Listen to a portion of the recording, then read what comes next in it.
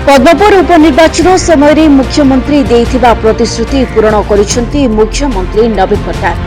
केन्दुपत्र तोलाड़ी बंधाड़ी और अस्थायी कर्मचारी स्वार्थ पूरण पर मुख्यमंत्री घोषणा करिसेंती ऐतिहासिक निष्पत्ति। मुख्यमंत्री घोषणा पर केन्दुपत्र तोलाड़ी एवं पूर्व तुलन में 2 गुण बोनस पाइबे।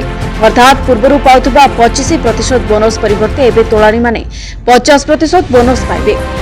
सेपरी केन्दुपत्र बंधाड़ी और सामयिक कर्मचारी प्रोत्साहन राशि को 2 गुण करने को मुख्यमंत्री घोषणा कर पूर्वर यह प्रोत्साहन राशि 5% थिला एबे ताहाकु 10% को वृद्धि कराଯାଇଛି। अनुरूप भाव में केन्दुपत्र सीजनाल स्टाफ को वेतन मध्य मुख्यमंत्री वृद्धि करिसेंती। मुख्यमंत्री यह घोषणा पर राज्यर 8,50,000 केन्दुपत्र तोलाड़ी एवं 40,000 बंधाड़ी और सीजनाल स्टाफ उपकृत हेबे। तोलाड़ी बोनस पर सरकार 98 कोटी टंका एवं बंधाड़ी और ऋतुकालीन श्रमिकों इनसेंटिव 2 गुण वृद्धि निमंते 11 कोटी टंका व्यय करेंगे। सेहीपरि ऋतुकालीन कर्मचारी बहु दिनर दरमा वृद्धि दाबी पूरण होइछि।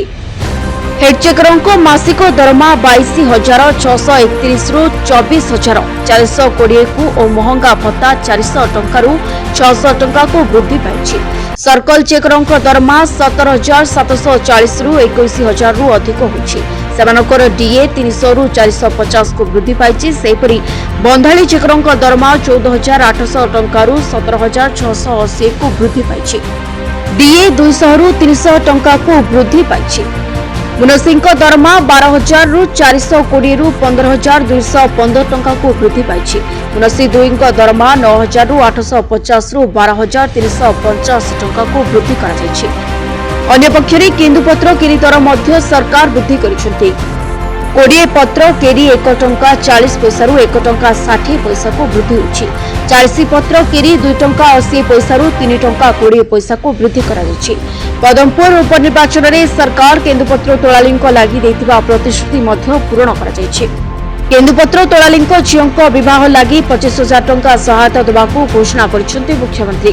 केन्दुपत्र तोलाड़ी लागि मोट 200 कोटी पैकेज घोषणा करिसेंती सरकार। सेपरि केन्दुपत्र कर्मचारी सर्वाधिक बयस सीमा 60 रु 62 वर्ष को वृद्धि कराଯାଇଛି। Bureau report Odia gossip.